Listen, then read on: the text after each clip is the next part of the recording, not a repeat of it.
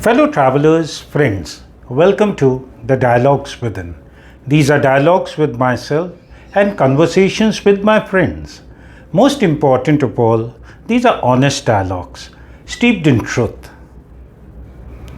दोस्तों, आमतौर पे सुबह जो है पहले शांत होती है और फिर चहकती हुई सी दिन को शुरू करती है और शाम संजीदा होती है। लेकिन आज सुबह जब मैं मॉर्निंग वॉक में गया तो मन थोड़ा संजीदा था। शायद सुबह कह रही थी कि ये जो वॉक है, असली वॉक तो अपने भीतर की होती है। You have to walk within your self. आज चलते चलते 63 साल पीछे छूट गए। उम्र ने बहुत कुछ दिया, बहुत कुछ लिया भी। Today you know is my birthday, 26 अगस्त। और अपनी बर्थडे पे I do remember my father. उन्हें ज़रूर याद करता हूँ, not in a sad way, in a very happy, very joyous manner I remember him. और आज आपसे मैं शेयर करना चाहता हूँ एक पत्र जो उन्होंने मुझे मेरी बर्थडे पे लिखा था काफ़ी समय पहले। मेरे फादर जो है यूनिवर्सिटी के प्रोफेसर थे और मैं बड़ा ही बातूनी बच्चा था। उनसे तरह तरह के सवाल किया करता था और वो जो है बहुत ही शांत मन से मेरे को जवाब देते थे, हर सवाल का जवाब देते थे और मैं ऊट पटांग सवाल करता रहता था।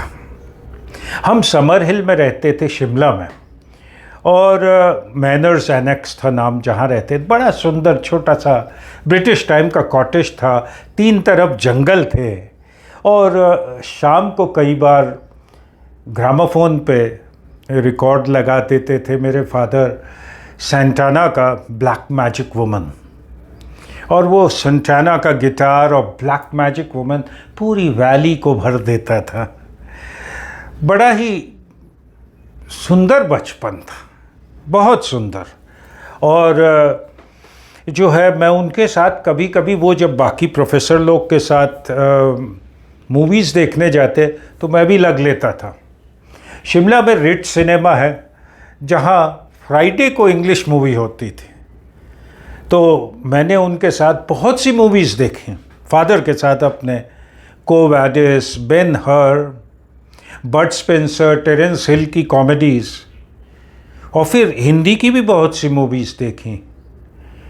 आनंद देखी, परिचय देखी। और इन 2 मूवीज़ के 2 गाने हैं जो मेरे साथ हमेशा रहे हैं, बहुत पसंद है मुझे।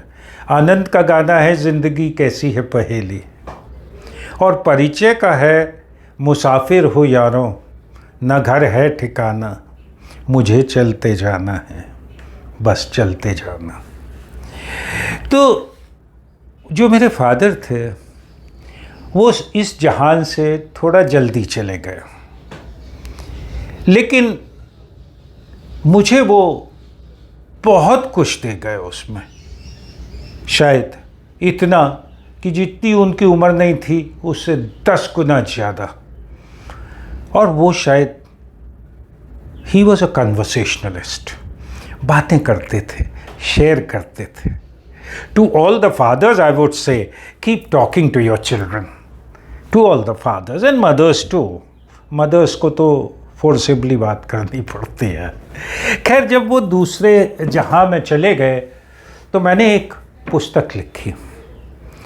पुस्तक का टाइटल है लॉटी। लॉटी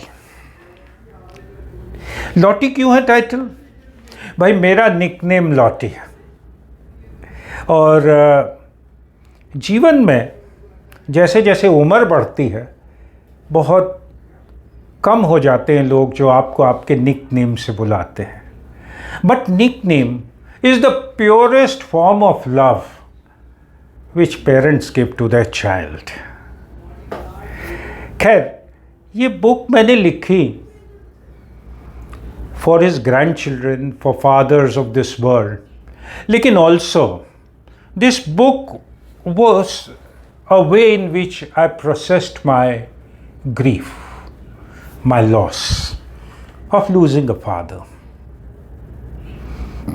Grief, you know, is one of the price you pay for love. और हाँ, फादर के साथ में 3-4 ट्रैक पर भी गया. बड़ा मज़ा आता था ट्रैक पे. वो थोड़ा सा मेडिकल इश्यूज थे, धीरे धीरे थे चलते थे, लेकिन ट्रैक का शौक था होना. और मुझे जो सबसे अच्छा ट्रैक पे लगता था, connection with nature and everything apart, शाम को जब ट्रैक ख़त्म होती थी, अलाव जलता था, उसके चारों ओर सब लोग बैठ जाते थे, तरह तरह की बातें होती थी. इसका जिक्र मैंने अपनी पुस्तक लौटी में किया. आपको पढ़ के सुनाता हूँ ट्रैक का जो जिक्र किया है. ये जो ट्रैक जिस पे हम लोग गए थे, इसमें हमारे फादर के कुछ प्रोफेसर फ्रेंड्स थे जो साथ में क्लास फेलो रहे थे, ऑक्सफोर्ड से आए थे, वो लोग भी साथ में थे. तो उसमें थे प्रोफेसर बर्नार्ड, उन्हें सब बेरी बोलते थे, लंबी दाढ़ी थी, शख्सियत थी एकदम, मतलब खूबसूरत, बड़ी, ऊंचे, लंबे. ऐसा लगता था जैसे पुराने समय के वो सेलर हों, नाविक हों, प्रोफेसर नहीं, एक एडवेंचरर लगते थे. तो खैर इस ट्रैक पे थे और एक जगह चितकूल के पास हिमाचल में हम लोग रात को रुके हुए थे. बढ़िया रात थी, सुंदर चंद्रमा था, तारे थे, नदी बह रही थी, किनारे बैठे थे. तो वहाँ पे प्रोफेसर बेरी ने कुछ बोला, वो पढ़ के सुनाता हूँ. प्रोफेसर बेरी चट्टान पर बैठे हुए नदी को देख रहे थे. कुछ समय बाद उन्होंने बोलना शुरू किया तो ऐसा लगा कि उनकी शरीर में अलग सी ऊर्जा जागृत हुई है और वह उठ खड़े हुए. उनके मुंह से शब्द धारा प्रवाह निकलने लगे और जैसे जैसे वह बोलते, उसी भाव में उनका सर और दाढ़ी भी बोल रहे थे. अपने सर को हिलाते हुए और अपनी गरजती आवाज में वो कह रहे थे, नहीं, ऐसा नहीं हो सकता. अगर चट्टानें अवरोधक होती या अभिमानी होती तो कोई भी उन्हें अपने घर ना ले जाता, कोई भी उन पर प्रेम से हाथ ना फेरता. ये चट्टानें शांत हैं लेकिन अटल हैं. अगर ये चट्टानें अटल नहीं होती तो नदी अपने बहाव में सबको ले जाती और उसकी जवानी की हंसमुख यात्रा विनाश और आपदा की यात्रा में परिवर्तित हो जाती. ये चट्टानें अवरोधक नहीं हैं, ये संतुलन बनाने का काम करती हैं. इनमें अव्यक्त शक्ति है. इस जिंदगी में जिन मुश्किलों और प्रतिकूल परिस्थितियों का हम सामना करते हैं, वही तो ये चट्टानें दर्शाती हैं. प्रतिकूल परिस्थितियां अंततः हमें और मधुर बनाती हैं, हमें जीवन को पूर्णतः समझने में सहायक होती हैं. इतना कहने के बाद प्रोफेसर बेरी तेज गति से आगे पीछे चलने लगे. उनका चेहरा चमक रहा था जैसे ये शब्द कहीं उनके अंदर की गहराइयों से निकले हों. पुनः प्रोफेसर बेरी ने नदी और चट्टानों की तरफ अपने हाथ से इशारा करते हुए नाटकीय अंदाज में बोले, नदी और चट्टान का यह अनवरत खेल, ऊपर चंद्रमा और सितारे देख रहे हैं. और फिर समूह के एक एक व्यक्ति की आंख में आंख मिलाकर बोले, दोस्तों, कितना सुंदर समय है. ये देखो, इस अनंत आकाश को ऊपर देखो, तेज चमकते सितारों को देखो, इस ठंडी बहती हवा को महसूस करो, इस सफ़ेद नदी के संगीत का अनुभव करो और इस अलाव की गर्मी को महसूस करो. दोस्तों, कितना सुंदर है ये मंजर. स्वर्ग सा सुंदर, स्वर्ग सा सुंदर, स्वर्ग सा सुंदर. यह बोलकर वह यकायक चुप हो गए. प्रोफेसर बेरी ने गंभीर मुद्रा में पुनः सबकी आंखों में एक एक बार देखा और फिर पास की चट्टान पे जाकर बैठ गए. प्रोफेसर बेरी के इन काव्यात्मक शब्दों के पश्चात सभी अपने अंदर की यात्रा में निकल चुके थे. इस नीरव और शांत रात्रि में सिर्फ अलाव और नदी के संगीत की आवाज़ थी। ट्रैकर्स का पूरा समूह ब्रह्मांड के लय में घुल मिल गया था। ये प्रोफेसर बेरी ने बोला था जब मैं छोटा बच्चा था, और ये सुन के मुझे लगता था ये लोग कितना सुंदर बोलते हैं, ये बुज़ुर्ग लोग। मैं भी बड़ा होकर ऐसे बोलना चाहूँगा। और ट्रैकिंग तो बहुत ही इम्पॉर्टेंट है। मैं तो कहूँगा हर पेरेंट्स को अपने बच्चे के साथ ट्रैक करना चाहिए। एक अलग बॉन्ड बनेगी बच्चे के साथ। और वैसे भी trekking gives you time for reflection, conversation, humility, sharing. ये सब ट्रैक से मिलता है और एक कनेक्ट बनता है, कहते हैं ना, मदर अर्थ से, ट्रैकिंग से। Do go for a track. खैर दोस्तों, बात तो मैं बर्थडे की और उम्र की कर रहा था। जो फ्लो ऑफ टाइम है इट विल कंटिन्यू। समय की धारा जो है ना बरकरार रहेगी। लेकिन बर्थडे एक पॉज है, एक वक्फा है, एक इंटेलेक्चुअल वक्फा है।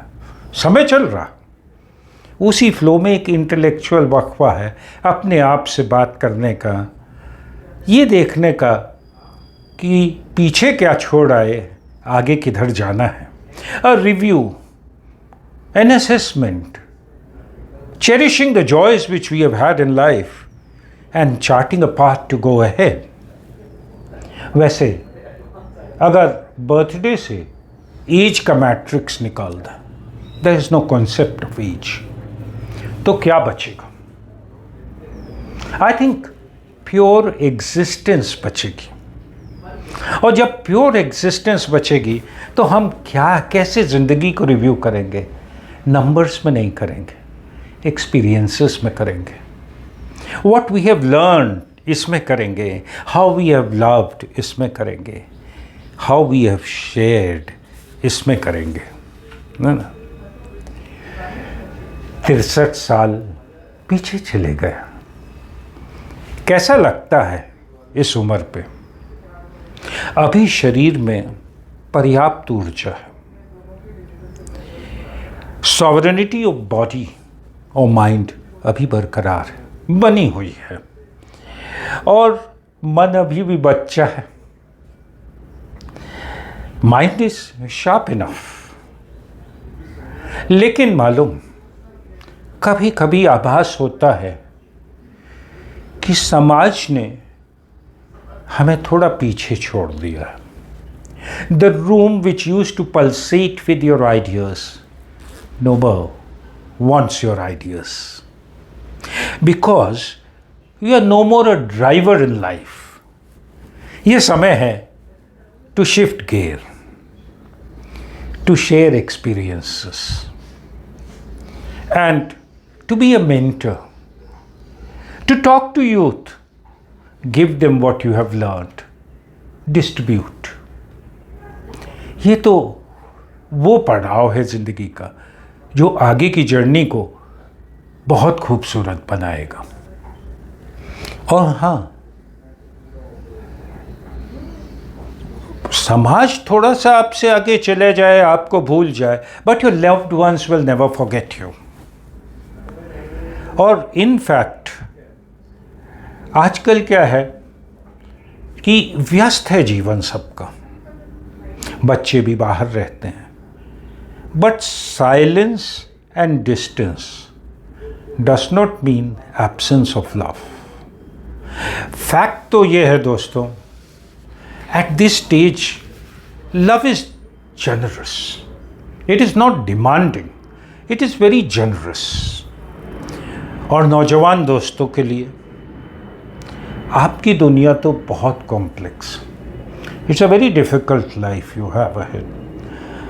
बहुत ज़्यादा नेटवर्क्ड है, इंफॉर्मेशन बूम है, रिलेशनशिप्स बहुत कॉम्प्लेक्स हैं।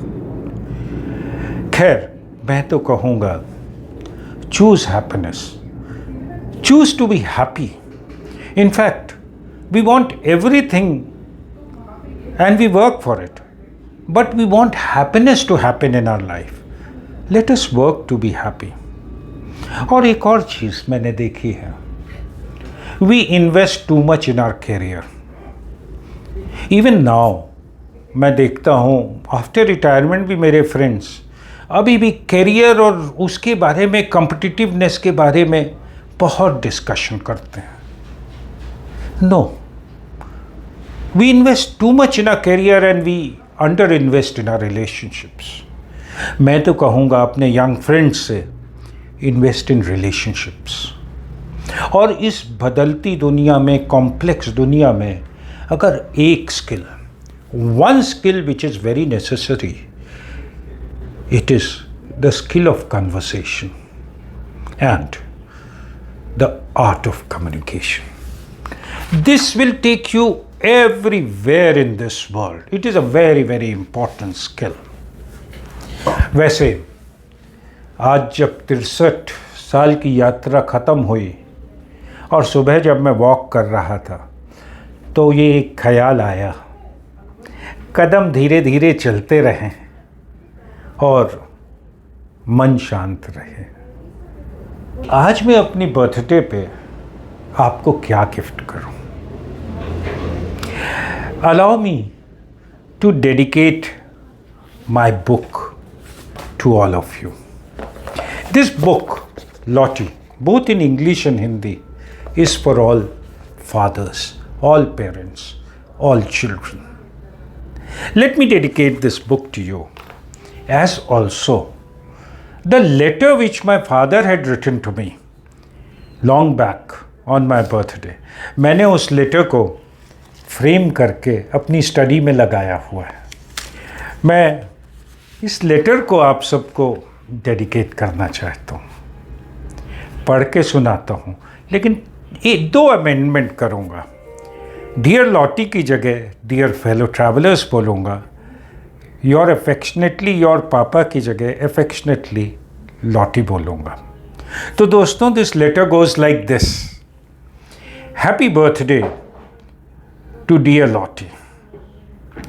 Dear fellow travellers, may the Almighty restore and reinforce and add all that is good in your personality and take away all that is not so good.